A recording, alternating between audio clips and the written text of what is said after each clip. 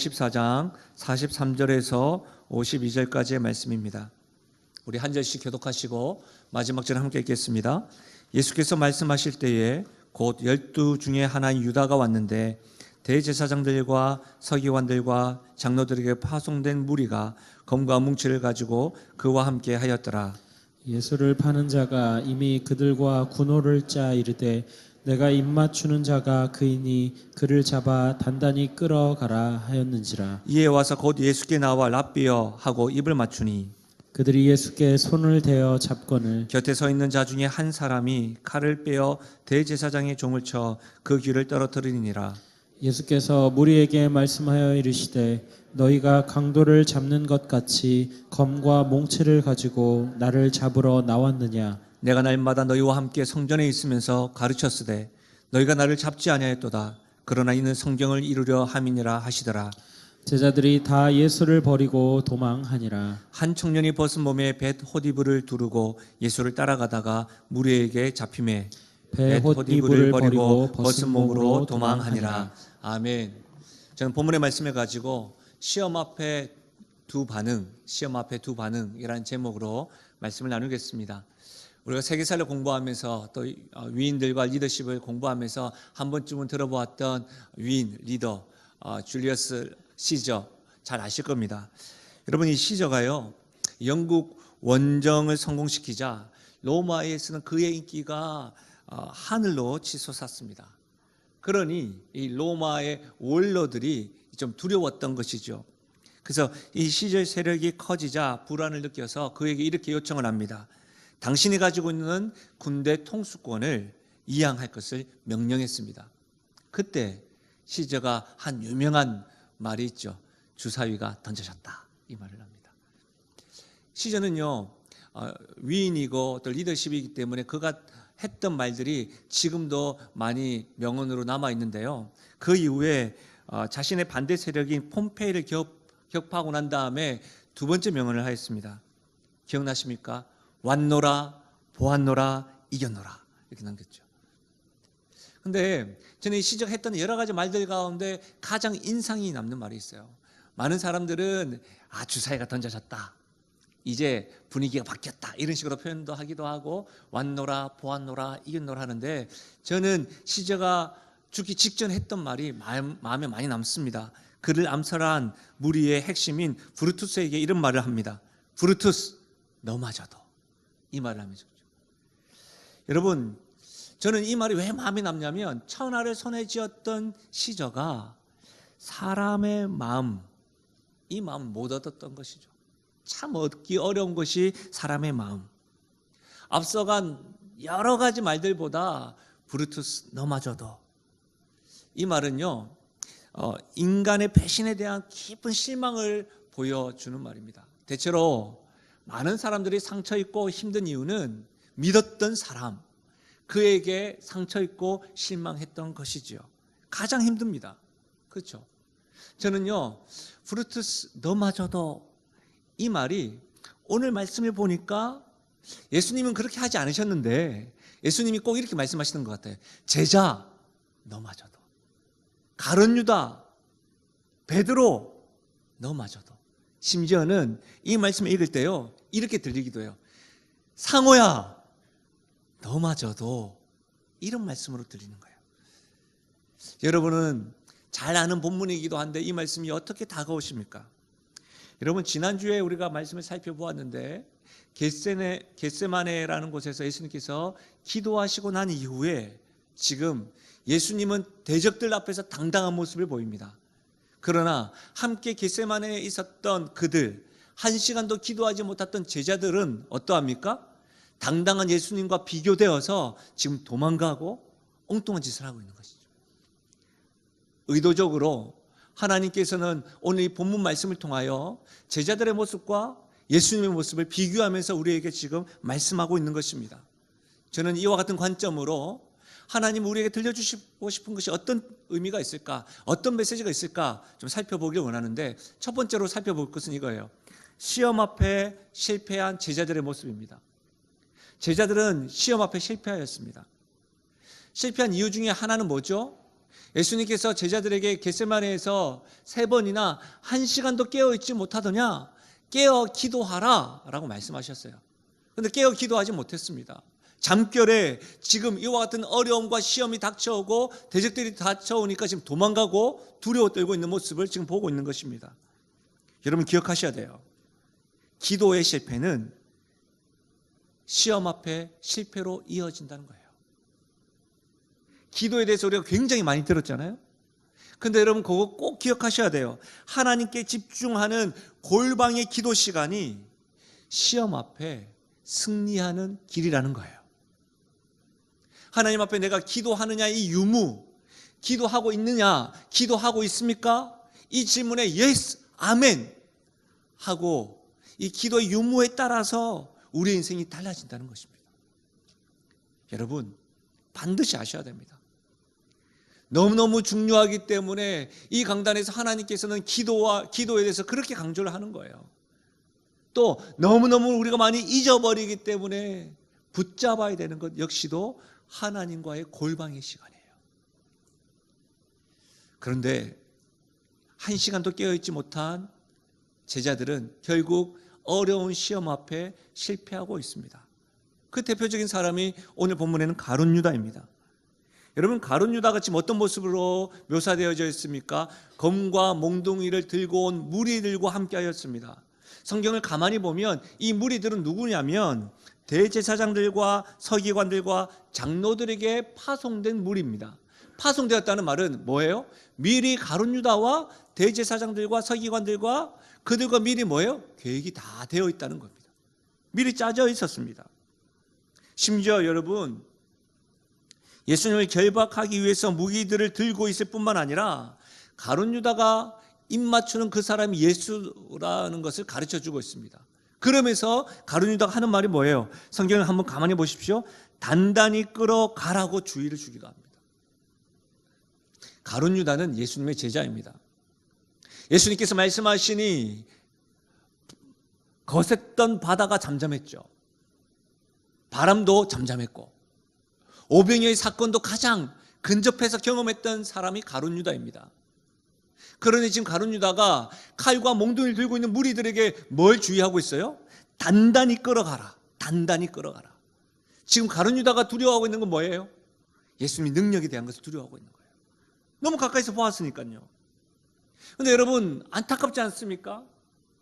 정작 예수님께서 그렇게 능력 있는 분이라는 것을 알고 있으면서도 그 능력에 대해서는 두려워하면서 칼과 뭉치를 가져가고 단단히 끌어가라라고 경계까지 하는데 정작 예수님을 배신하고 예수님을 배반하는 그의 마음에 대해서는 두려워하지 않고 망각되어져 있고 화석화되어 있는 가룟 유다의 마음 여러분 보십니까?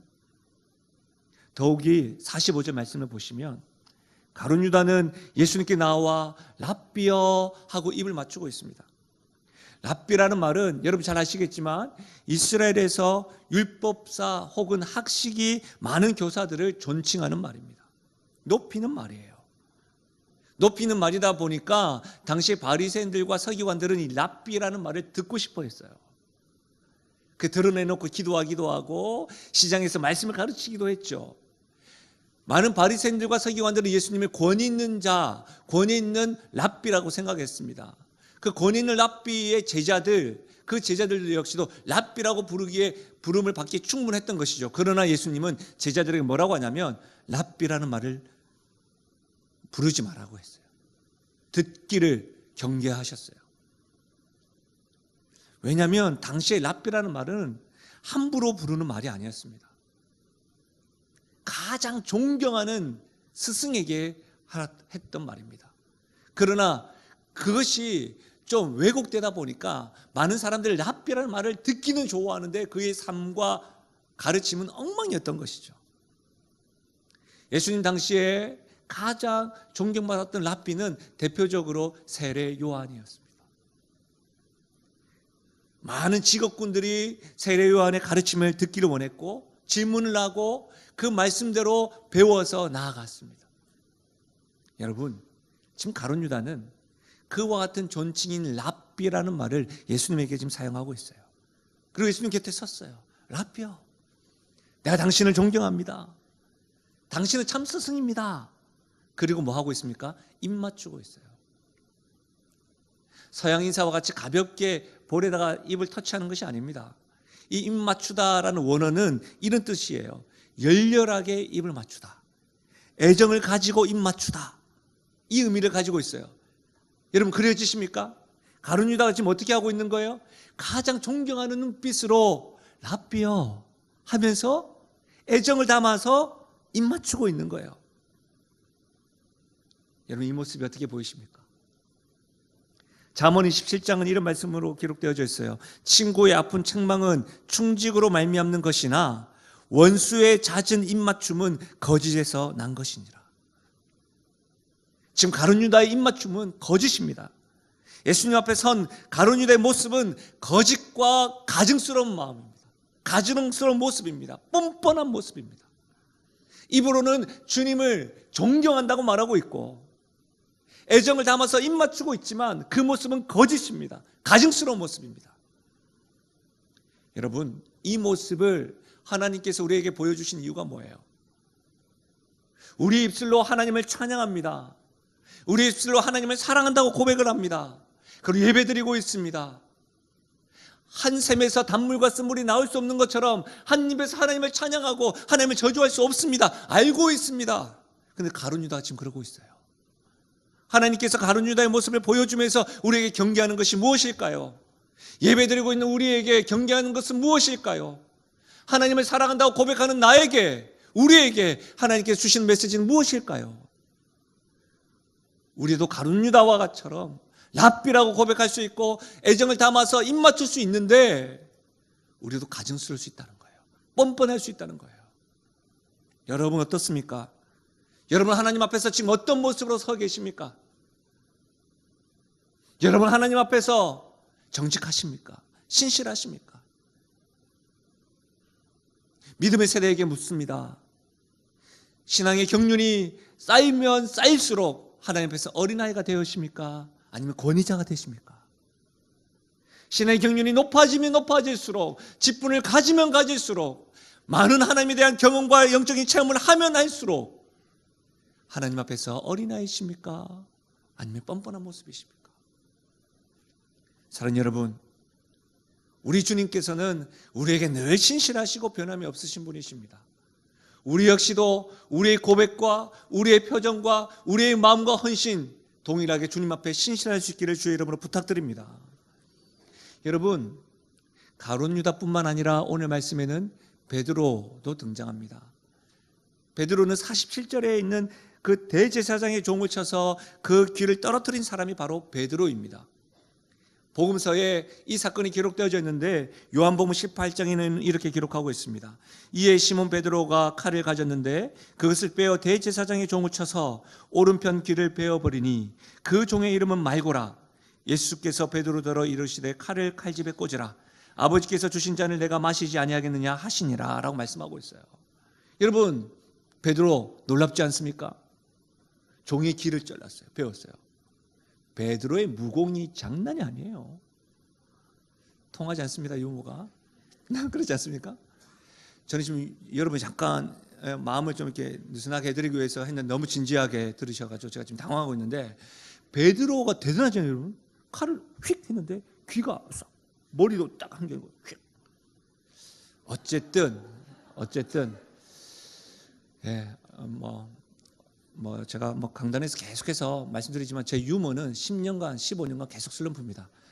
어쨌든 여러분 이 말씀에서 알 수 있는 건 뭐예요? 베드로가 칼을 했고 그 칼로 뱀을 당한 사람이 말고라는 것을 알고 있어요.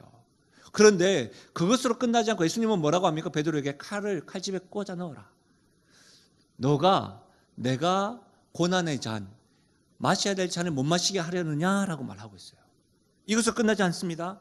사실 누가복음에는 이것까지 참으라라고 이야기하고 있어요. 이것까지 참으라.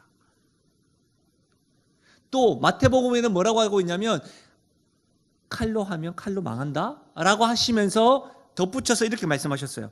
26장 53절 마태복음 너는 내가 내 아버지께 구하여 지금 12군단 더 되시는 천사를 보내시게 할 수 없는 줄 아느냐? 무슨 말입니까? 칼 집어넣어. 베드로 내가 지금 한 말씀만 주님 앞에 하나님께 올려드리면 12군단 더 되는 천사 못 보낼 줄 아느니? 갈려어라, 망한다, 나는 주님의 이 잔을 마셔야 돼 라고 하고 지금 나가는 거예요. 무슨 말이에요 여러분? 예수님이 힘이 없어서요? 감정이 없어서 가만히 잡혀 있거나 침묵하는 것이 아니라는 거예요. 베드로에게 왜 그렇게 말씀하시는가요? 하나님의 뜻을 이루기 위해서 하나님은 잠잠하고 있는데 너 충동적이지 말라는 거예요. 감정적이지 말라는 거예요. 어려움과 시험 앞에 감정적으로 충동적으로 반응하지 말라는 거예요. 여러분, 최근 하나님의 뜻과 말씀보다 여러분이 충동적으로 감정적으로 선택한 일 있으십니까? 반응한 일 있으십니까? 연수한 목사이기에 아직까지 혈기가 왕성하기에 저 역시도 충동적으로 감정적으로 가서 얼마나 손해보는지 모릅니다. 그리고 그런 모습 때문에 저 역시도 얼마나 저 스스로가 힘들어하는지 모릅니다. 여러분 어떠세요? 여러분 어떠십니까? 감정이 앞서시나요? 어떤 일들을 충동적으로 하시나요? 그러면 뒤끝 없다고 말씀하시나요? 아닙니다. 잘못된 거예요. 우리 주님께서는 베드로의 모습을 보면서 지금 말씀하시는 거예요. 어려움 앞에, 시험 앞에 감정적이거나 충동적이기보다 하나님 앞에 잠잠하고 주의 말씀에 순종하라는 거예요. 여러분을 한번 되돌아보십시오. 가룟 유다와 베드로뿐만 아니라 오늘 말씀에는 제자들과 마가가 등장하고 있습니다. 예수님이 잡혀가는 모습을 보고는 다 예수님을 버리고 도망갔습니다. 한 청년이 등장하죠. 한 청년이 벗은 몸으로 도망하고 있습니다. 이 청년을 많은 신학자는 이 마가복음의 저자인 마가 요한을 가리킨다고 해요. 어쨌든 여러분, 가룟 유다와 베드로를 제외한 다른 다 제자들은 지금까지 살펴보았던 예수님의 모습과는 전혀 다른 모습이죠. 이전 같았으면 어떻게 해야 됩니까? 예수님께서 말씀하심으로 칼과 뭉초를 휘든지 바람으로 그들을 다 물리치시든지 이곳에서 벗어나야 되는데 아무 말씀도 안 하세요.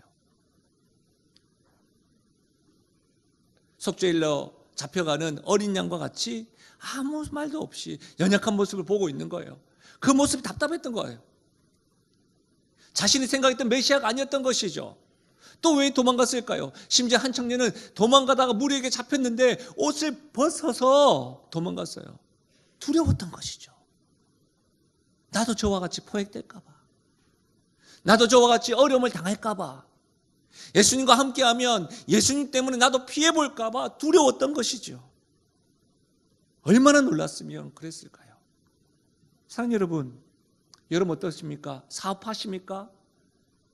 여러분 어떻습니까? 주변에 여러분이 신앙을 가졌다는 것을 알고 있으십니까? 여러분이 하나님을 믿는 것 때문에 혹시 두려움이 실패할까 봐, 피해볼까 봐, 이번 명절날 가족들과 있으시면서 혹 예수를 믿지 않는 가족들과 함께하면서 여러분이 두려워했던 것이 무엇입니까? 예수 믿는 것 때문에. 혹 그 모습으로 여러분 도망가셨습니까? 도망은 아니라 할지라도 잠시 침묵하셨나요? 등 돌리셨나요?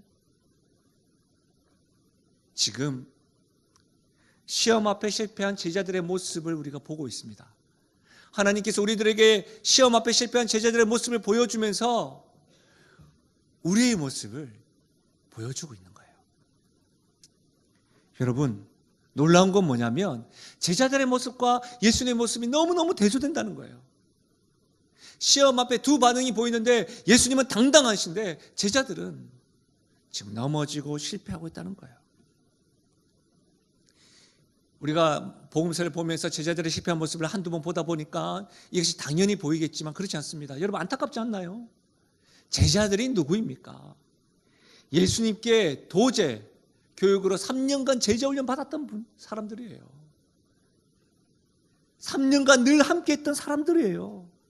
누구보다 신앙생활을 열심히 하고 예수님을 따랐던 제자들이 이런 모습을 보이고 있는 거예요. 어떻게 이럴 수가 있습니까? 여러분 그거 아십니까? 이 본문을 가리켜서 이 말씀을 보고 제자들의 실패하는 모습을 보고 많은 목회자들 한국교회에서 어떻게 말하는 줄 알아요? 성도들에게 말씀 가르칠 필요 없다는 거예요. 양육할 필요 없다는 거예요. 제자훈련 해봤자 큰 교회든 작은 교회든 다 저런 모습인데 제자훈련 다 필요 없다는 거예요. 그래서 단지 일주일에 한 번 예배 드리는 것으로 성도들에게 말씀 가르쳐도 안 변한다. 그냥 문화센터와 같이 여러 가지 세상적인 프로그램을 그냥 돌려서 피곤하게 만들자. 그렇게 이야기하는 거예요. 심각한 고민이 아닐 수가 없습니다. 말씀을 배웠고 주님과 함께함에도 불구하고 그렇게 넘어지고 실패하는 모습을 보면서 우리 스스로 그렇지, 말씀을 가르칠 필요 없지, 편하게 가지 뭐, 편하게. 말씀 배울 필요 없이 종교생활 하면서 일주일에 한 번씩 예배 드리는 것으로 말씀 배울 필요도 없고 얼마나 좋아. 여러분, 이렇게 좀 합당한 것일까요? 왜 이것이 합당하지 않냐면 제자들의 모습뿐만 아니라 우리들의 모습이기도 하잖아요. 제자훈련을 받습니다. 사역훈련을 받습니다. 직분을 가지고 있습니다. 오랜 신앙생활을 하고 있습니다. 그런데 어려운 시험 앞에서 우리도 두려움에 사로잡혀서 도망은 아니다 할지라도 잠시 입을 다물거나 주님께 등을 돌리거나 내 감정과 충동이 앞서서 주님의 말씀 뒷전으로 하고 감정과 충동을 앞설 때가 있잖아요. 가룟 유다와 같이 주님을 배신은 하지 않는다 할지라도 뻔뻔한 모습으로 주님을 사랑한다고 고백하고 예배는 드리지만 거짓된 모습으로 주님 앞에 서 있을 때가 있잖아요. 그렇기 때문에 시험 앞에 실패한 제자들의 모습이 그냥 가볍게 넘길 수 없는 모습인 거예요. 우리의 모습인 거예요. 그래서 낙담만 할 것입니까? 아니죠. 제자들의 모습이 우리의 모습이기 때문에 우리는 질문을 한 가지 해야 됩니다. 어떻게 시험 앞에 제자들은 뻔뻔히 넘어지고 나는 이렇게 두려움에 사로잡히는데 주님은 어떻게 다른 반응을 보이셨습니까? 예수님이니까. 이렇게 말하면 안 돼요. 지금 하나님의 아들이시면서 완전한 인간으로 이 땅에 오신 예수님은 우리들에게 모델로 보여주신 것이죠. 본을 보여주신 것이죠. 과연 예수님은 제자들과 어떤 차이가 있었던 것일까요? 시험 앞에 실패한 제자들과 예수님과의 근본적인 차이, 이것은 말씀에서 보여주는 대로 예수님은 목적이 있는 삶이셨어요. 목적이 달랐다는 거예요. 그 말씀이 49절입니다. 49절 말씀 중요하니까 우리 함께 읽어보도록 하겠습니다. 함께 읽습니다.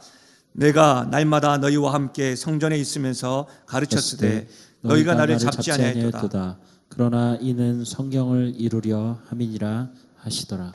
여러분, 이는 성경을 이루려 함이니라. 성경을 이루려 함이니라. 예수님께서 이루시려고 하셨던 성경 말씀은 이사야 말씀입니다. 이사야 53장 12절 말씀인데요. 그러므로 내가 그에게 존귀한 자와 함께 몫을 받게 하며 강한 자와 함께 탈취한 것을 나누게 하리니 이는 그가 자기 영혼을 버려 사망에 이르게 하며 범죄자 중 하나로 헤아림을 받았음이니라. 그러나 그가 많은 사람의 죄를 담당하며 범죄자를 위하여 기도하였느니라. 범죄자 중 하나로 헤아림을 받았음이니라. 범죄자 중 하나로 헤아림을 받으라는 예언 성취를 행하기 위하여 예수님 지금 침묵하고 있는 거예요. 체포되는 순간에도, 가증스러운 가룟 유다 모습 앞에서도, 충동적이고 감정적인 베드로의 모습 앞에서도 존경한다고 사랑한다고 함께했던 제자들이 도망하는 그 순간에도 그 모든 일이 하나님의 말씀이 하나님이 계획 속에 이루어진 것임을 지금 말씀하고 있는 거예요. 여러분, 예수님의 삶의 목적은 하나님의 뜻에 순종하고 하나님의 계획이 이루심을 통하여 하나님께 영광 돌리는 거예요. 다시요. 예수님의 삶의 목적은 하나님의 뜻에 순종하고 하나님의 계획을 이루심으로 하나님께 영광 돌려드리는 거예요. 가능하다면 옮겨주시기를 원했던 그 기도했던 그 고난의 잔 역시도 십자가를 지심도 예수님의 삶의 목적이었어요. 왜요? 그것이 하나님의 계획이었고 하나님의 뜻이었기 때문에. 예수님은 목적이 이끄는 삶이었어요. 예수님은 하나님의 뜻과 계획이 이끄는 방향대로 사셨습니다. 자신의 생각과 계획과 두려움, 그런 감정을 앞세우지 않으셨고 하나님의 말씀을 이루는 일에 순종하는 것이 삶의 목적이었습니다. 사랑하는 여러분, 저는 여러분에게 간절히 요청합니다. 주님처럼 하나님의 뜻과 계획이 이끄는 대로, 그런 이끄는 방향대로 살아가는 것이 저와 여러분의, 우리 교회의 삶의 목적이 되기를 주의 이름으로 축원합니다. 여러분, 참으로 여러분의 삶의 목적이 바로 세워지기를 바라요. 우리가 믿는 장로교 신앙 고백이 잘 담겨져 있는 것이 웨스트민스터 신앙 고백서와 또 하이델베르그 신앙 고백서가 있습니다. 근데 이 신앙 고백서가 뭐냐면 성경의 많은 말씀들을 교훈하고 요약하고 반복하는 거예요. 좀 더 조직적으로 이해하기 쉽게끔. 웨스트민스터 신앙 고백서의 소교리 문답 1문에는 이렇게 기록되어져 있어요. 사람의 제일 되는 목적이 무엇입니까? 사람의 제일 된 목적은 하나님을 영광스럽게 하고 영원토록 그분을 즐거워하는 것입니다. 사람의 제일 된 목적은 하나님을 영광스럽게 하고 하나님을 영원히 즐거워하는 것입니다. 이 교리는, 이 문답은 어떤 말씀을 요약하고 반복한 것일까요? 성경의 대부분의 말씀을 요약하고 반복한 것인데 우리가 잘 아는 고린도전서 10장 31절요. 그런즉 너희가 먹든지 마시든지 무엇을 하든지 다 하나님의 영광을 위하여 하라. 사랑하는 여러분, 사람의 제일 된 목적이 뭐라고요? 무엇을 하든지 다 하나님의 영광을 위하여 하는 거예요. 먹든지 마시든지요.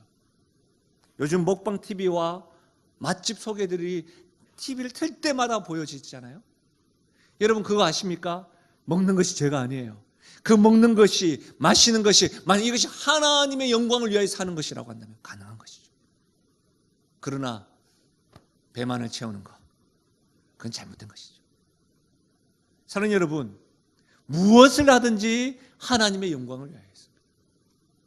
그런데 어떤 사람들은 이렇게 질문합니다. 왜 내가 하나님의 영광이 삶의 목적이 되어야 합니까? 내 삶의 목적은 내 생활을 즐기는 거예요. 나의 평안이죠. 나의 평안과 만족과 행복, 내가 버킷리스트와 같은 것들 작성해서 그것을 이루는 것, 성취하는 것이 내 삶의 목적입니다 라고 말하기도 합니다. 여러분 주변에 없습니까? 여러분 자녀들이 그렇게 말하진 않습니까? 우리는 신앙생활을 오래 했고 예배를 드리고 있기 때문에 무엇을 하든지 다 하나님의 영광을 위해서 해야 된다 말은 하면서도 혹 여러분 역시도 이게 늘 좀 부담돼. 알긴 아는데 내 삶의 목적은 나의 것 아니야. 내 인생은 나의 것 아니야. 이렇게 말하는 사람들에게 여러분은 뭐라고 말씀하겠습니까? 무신론자인 버트란트 러셀이라는 사람은 이렇게 말했습니다. 신이 있다고 가정하지 않는 한 삶의 목적에 대한 질문은 무의미하다. 이 사람이 누구라고요? 무신론자예요. 무신론자인데 삶의 목적에 대해서 뭐라고 이야기합니까? 신이 있다고 가정해야지만이 삶의 목적이 바로 세워진다는 거예요. 여러분 성경은 뭐라고 말하는 줄 아십니까? 골로새서 1장 16절입니다. 만물이 그에게서 창조되되 하늘과 땅에서 보이는 것들과 보이지 않는 것들과 혹은 왕권들이나 주권들이나 통치자들이나 권세들이나 만물이 다 그로 말미암고 그를 위하여 창조되었고, 만물에 포함되지 않는 게 없어요. 영어 성경으로 보면 all things예요. 만물이 다 그에게 창조되었고 그로 말미암고 그를 위하여 창조되었다는 거예요. 심지어 로마서 11장 36절에도 말씀하고 있습니다. 이는 만물이 주에게서 나오고 주로 말미암고 주에게로 돌아감이라. 그에게로 영광이 세세에 있을지어다. 무슨 말입니까? 성경은 만물이, 저와 여러분이, 자연 만물이, 온 창조 세계가 하나님에게 창조되었고 하나님으로 말미암고 하나님을 위하여 창조되었고 그래서 하나님께 영광을 돌린다는 것입니다. 여러분, 그래서 우리는 하나님의 영광을 위하여 사는 것입니다. 내 창조주가 하나님이시기 때문에, 나는 하나님이 창조한 만물 속에 포함된 창조물이기 때문에, 그래서 나의 삶의 목적은 하나님의 영광을 위해 사는 것입니다. 할렐루야. 여러분, 아마 한국 교회에 이 책 제목을 모르는 사람은 없을 거예요. 많이 캠페인도 하고 새벽 기도도 많이 했으니까요. 목적이 이끄는 삶. 이 책에 이것을 이렇게 설명합니다. 한번 들어보십시오. 삶의 목적이란 우리 개인의 성취감, 마음의 평안과 행복감 이상의 것이며 가족과 직업, 그리고 우리의 가장 큰 꿈과 야망보다도 훨씬 더 큰 것이다. 우리가 이 땅에 살고 있는 이유를 알고 싶다면 모든 생각은 하나님으로부터 시작되어야 한다. 왜냐하면 우리는 그분의 목적에 의해서 그분의 목적을 위하여 창조되었기 때문이다. 삶의 목적에 대한 고민은 수천 년 동안 사람들을 혼란스럽게 했다. 혼란의 이유는 우리가 그러한 고민을 출발을 우리 자신으로부터 시작하였기 때문이다. 우리가 하나님을 위해 만들어진 것이지 우리를 위해 하나님이 존재하시는 것이 아니다. 다시 말해 삶이란 하나님이 당신의 목적에 따라 우리를 사용하시는 것이지 우리의 목적을 위해 그분을 사용하는 것이 아니다. 왜 우리가 삶의 목적에 대해서 계속해서 혼란스럽습니까? 그 삶의 목적이 나에게서부터 시작하기 때문입니다. 서점에 한번 가보십시오. 자기계발서가 얼마나 많습니까? 내가 이렇게 하면 되고 내가 이렇게 변화가 되면 된다. 그러나 여러분, 잘 돼가다가도 어려운 시험이 딱 닥치면 어떻게 돼요? 나에게서부터 시작되어지니까 넘어지고 쓰러지는 거예요. 베드로 얼마나 확신했습니까? 죽는다 할지라도 죽을지언정 배신하지 않겠습니다. 배신했잖아요. 가룟 유다 입으로 하나님을 찬양한다고 했지만 예수님께서는 겟세마네에서 땀방울이 핏방울이 될 정도로 하나님의 때에 대해서 기도하였는데 그는 배신할 때를 대제사장들과 서기관들을 계획하고 있었던 거예요. 우리 자신 믿을 게 못 돼요. 사람은 사랑할 존재지 믿을 존재가 아니라는 걸 잘 알고 계시잖아요. 그런 거예요. 그래서 삶의 목적이 항상 우리가 어려운 거예요. 혼란스러운 거예요. 여러분, 말씀은 계속해서 이렇게 이야기합니다. 고린도전서 6장입니다. 너희 몸은 너희가 하나님께로부터 받은 바 너희 가운데 계신 성령의 전인 줄을 알지 못하느냐. 너희는 너희 자신의 것이 아니라 값으로 산 것이 되었으니 그런즉 너희 몸으로 하나님께 영광을 돌리라. 하나님이 우리의 창조주이시기 때문에 우리가 하나님의 영광을 위해서 사는 거예요. 우리 아이가 어렸을 때는 무조건 제 말을 듣다가 이제 머리가 크고 사춘기가 되다 보니까 어떻게 합니까? 왜 내가 아빠 말 들어야 돼요? 하지마. 그거 하면 안 돼. 왜 그래야 돼요? 내가 왜 아빠 말 들어야 돼요? 그러면 제가 그거 안 하면 내가 용돈 주겠다. 아빠 돈 없잖아요. 이런 말 이렇게 안 한다고요. TV나 드라마에 보면 어른들이 자녀들에게 어떻게 컨트롤합니까? 재산으로 컨트롤 하잖아요. 세상적인 방법이잖아요. 그 재산이 죽을 때도 가져갑니까? 아닌 거죠. 자녀한테 어떻게 이야기합니까? 저는 어떻게 이야기하는지 아십니까? 돈으로 이야기하지 않습니다. 말할 돈도 없어요. 어떻게 이야기하는지 아세요? 내가 네 아빠잖아. 딴 말 안 하면 네 내 아빠잖아. 내가 네 아빠잖아. 너는 내 딸이야. 만약 너가 나를 아빠로 생각하지 않으면 안 들어도 돼. 저의 권위는 제가 돈을 많이 가져 있어서 권위가 있는 게 아니에요. 내가 그의 아빠이기 때문이에요. 그래서 제 말을 들어야 돼요. 제가 불합리하지 않으면. 우리 하나님은 불합리하지 않잖아요. 저와 같이 지혜가 부족하신 분이 아니잖아요. 우리가 하나님의 영광을 위해서. 왜? 우리 하나님이 나에게 뭐예요? 아빠, 아버지이기 때문이에요. 그래서 우리의 삶의 목적은 뭐예요? 아빠, 아버지를 위해서 사는 거예요.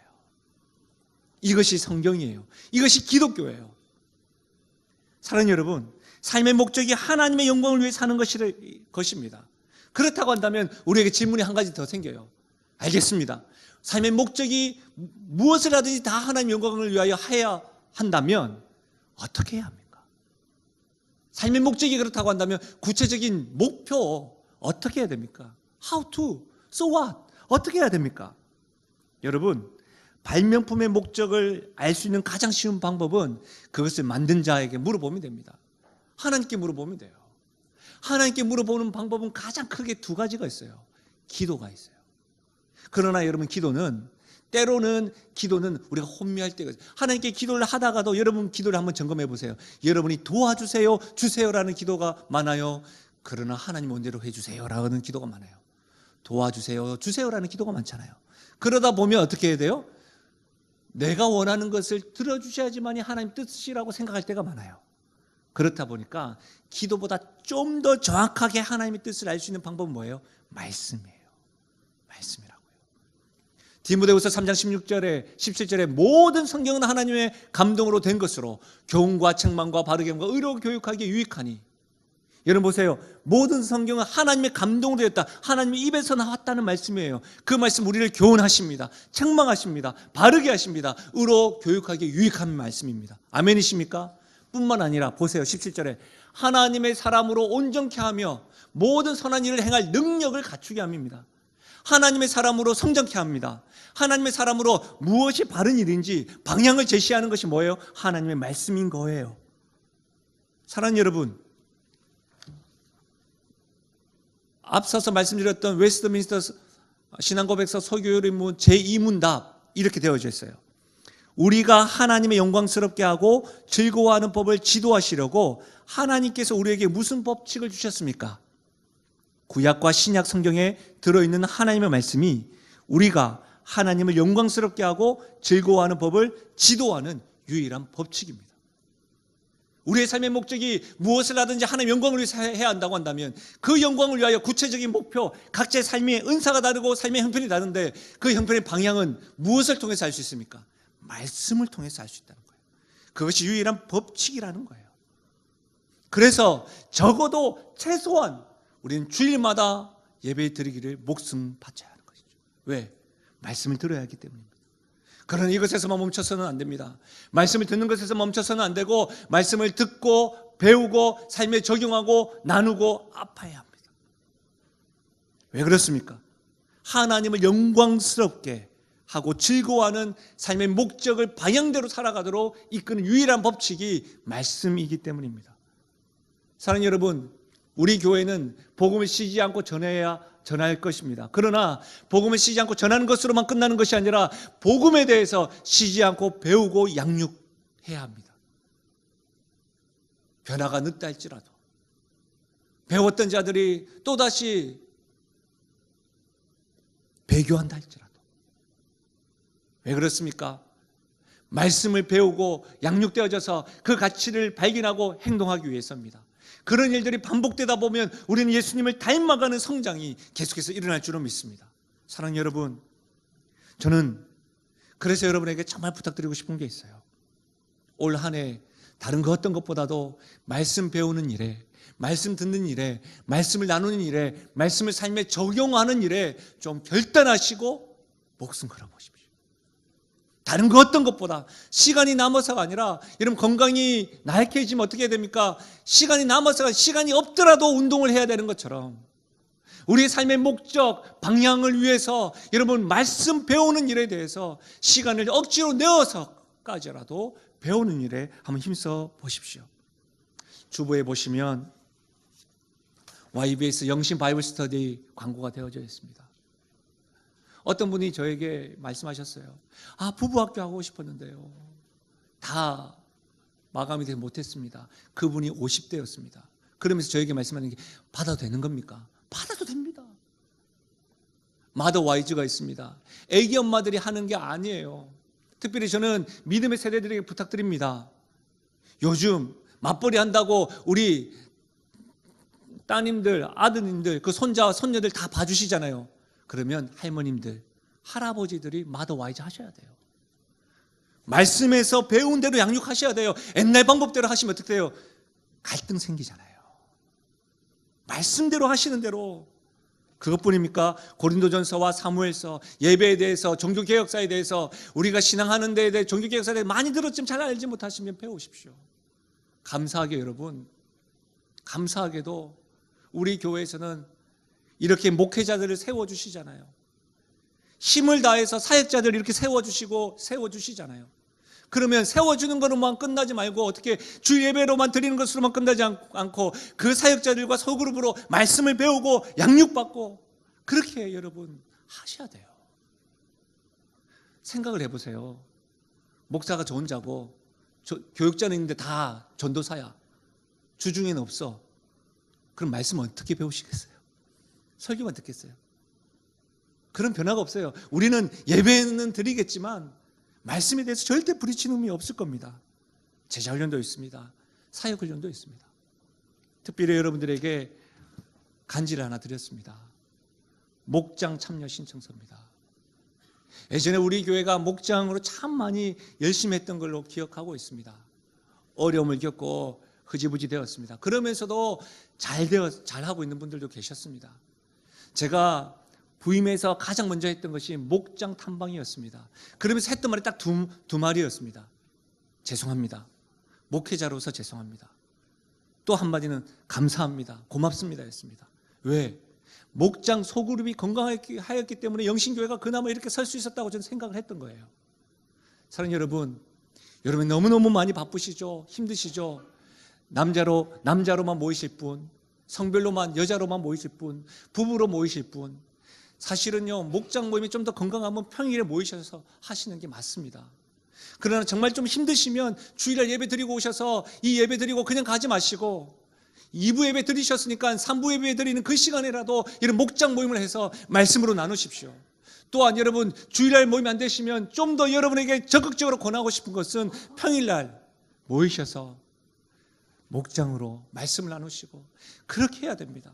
모이기를 힘써야 됩니다. 다른 교회가 한다 안 한다 떠나서 말씀대로 우리는 주님 오시는 그날까지 아무리 사회가 바쁘다 할지라도 말씀 가지고 서로 모이기를 힘쓰고 말씀으로 삶을 나누고 말씀 앞에서 삶의 목적을 이루기 위하여 힘써야 될 줄로 믿습니다. 너무 감사한 건 여러분, 제가 지금 말씀을 강의하는 거잖아요. 주제 설교하는 게 아니잖아요.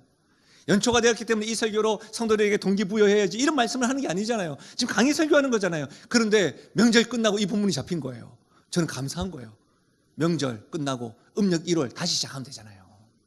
우리 다시 시작하자고요.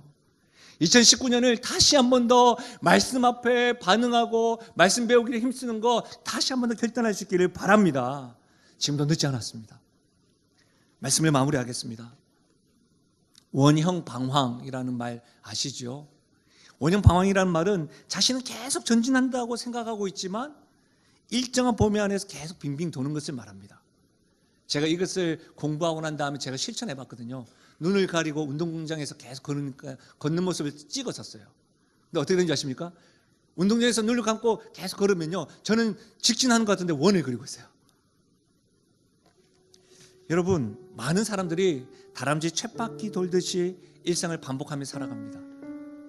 열심히 산다고는 하지만 작년이나 올해나 어제나 오늘이나 좋을 때나 힘들 때나 별반 다를 게 없는 자신을 발견할 때가 있습니다. 왜 이런 걸까요? 우리의 삶의 목적과 방향 없이 그냥 살아가기 때문입니다. 예수님에 대한 신앙 고백, 결단, 제자들 있었습니다. 누구보다도 예수님에 대해서, 말씀에 대해서 배웠습니다. 그러나 예수님과 가까이함이 그들의 삶의 목적은 자기에서부터 시작되었습니다. 예수님은 하나님 나라와 하나님 뜻에 대해서 삶의 목적을 세웠는데 제자들은 열심히 우리로 이야기하자면 신앙생활을 하고 양육받았지만 그들은 늘 자기 중심이었습니다. 삶의 목적이 다른 것이었죠. 하나님의 말씀에 충실하지 않으면요, 순조로운 일상생활 속에서는 표가 잘 나지 않습니다. 그러나 시험 앞에서는 명백하게 드러납니다. 우리의 삶이, 우리의 가정이, 우리 교회가 건강함의 척도는 어려움과 시험을 당할 때 드러날 것입니다. 평소에 말씀 앞에 순종하며 나아갈 때. 사는 여러분, 지금 우리 교회와 가정이 예수님처럼 담담하게 순종의 자리를 지키기 위해서 붙들어야 될 말씀은 무엇일까요? 또 제자들처럼 주님의 명령을 순종하지 못한 채 굴복해 비겁하게 행동하지 않기 위해서 우리 자신과 우리 교회가 무엇을 포기하고 순종해야 할까요? 지금 예수님 잡혀가고 있으세요. 몽둥이와 칼을 들은 무리들에게 둘려서 잡혀가고 있습니다. 그 사이에 제자들은 다 도망가고 있습니다. 이 말씀을요, 우리가 드라마를 시청하듯이 생각하고 본다면 굉장히 침울하지 않습니까? 어둠이 역사하고 무력이 지배하고 예수님의 칼과 몽둥이에 실패하는 것 같고 제자들의 배신으로 인하여 예수님의 삶은 실패라고 보여지지 않습니까? 그러나 그렇게 보여지지만 예수님 잡혀지는 그 순간에도, 십자가에서 죽으시는 그 순간에도 우리는 이 결론을 알잖아요. 예수님이 하나님의 계획과 뜻에 순종함으로 그 열매가 우리잖아요. 우리는 결론을 알아요. 하나님의 뜻에 순종하는 자, 하나님의 계획에 순종하는 자, 그 말씀을 붙들고 살아가는 자, 하나님이 홀로 두지 않고 함께 하시고 하나님의 뜻과 계획을 이루신다는 걸 우리는 안다는 것이죠. 이 결론을 아는데 여러분 방황하시겠습니까? 열심히 살아가기만 하시겠습니까? 아니면 무엇을 하든지 다 하나님 영광을 위하여 말씀이 이끄는 대로 순종하며 살아가겠습니다 라고 결단하며 나아가시겠습니까? 우리 함께 주를 위해서 살아가십시다. 우리 함께 주께서 가르치시는 대로 순종하며 나아가십시다.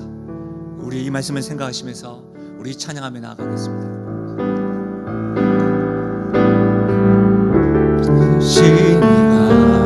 하나님, 나를 부르시니가 하나님, 나를 부르시니가 하나님, 나를 보내시니도 하나님, 나를 보내시니도 하나님, 나의 나된 것은 다 하나님의, 나의 나된 것은 다 하나님은. 우리 다시 한번 더 찬양하실까요? 나를 지으시니가, 나를 지으시니가 하나님, 나를 부르시니가, 나를 부르시니가 하나님, 나를 보내시니도, 나를 보내시니도 하나님, 나의 나된 것은, 나의 나된 것은 다 하나님을. 다시 한번 더요. 나의 달려갈 길 다 가도록, 나의 달려갈 길 다 가도록, 나의 마지막 호흡, 나의 마지막 호흡 다하도록, 나로 그 십자가 품게 하시니. 나의 나된 것은, 나의 나된 것은 다 하나님 은혜라. 아멘. 한량없는 은혜, 바꿀 길 없는 은혜, 내 삶을 애워 사는 하나님의 은혜, 하나님의 은혜. 나 주저함 없이, 나 주저함 없이 그 땅을 밟음도 나를 붙드시네 나를 붙드시는 하나님의 은혜. 하나님의 우리 선포하실까요? 은혜. 내가 믿고 또 의지함은, 내가 믿고 또 의지하는 내 모든 형편, 내 모든 형편 아시는 주, 늘 보호해 주실 것을, 늘 보호해 주실 것을 나는 확실히. 우리 마지막으로 전심을 다해 고백하실까요? 내가 믿고 또 의지함은, 내가 믿고 또 의지함은 내 모든 형편 아시는 주님, 늘 보호해 주실 것을 나는 확실히 아네. 하나님 아버지, 가룟 유다와 같이, 베드로와 같이 제자들처럼 주님을 사랑한다고 고백을 하고 주님을 찬양하면서도 거짓되고 가증스럽고 뻔뻔한 모습으로 설 때가 있습니다. 주의 말씀을 알고 있음에도 불구하고 내 감정과 충동적으로 선택하고 반응하였던 적이 한두 번이 아닙니다. 주님은 나를 위하여 십자가 지셨지만, 그걸 잘 알고 있지만 때로는 주님 때문에, 신앙 때문에, 믿음 때문에 피해볼까 두려워서 떨기도 하였습니다.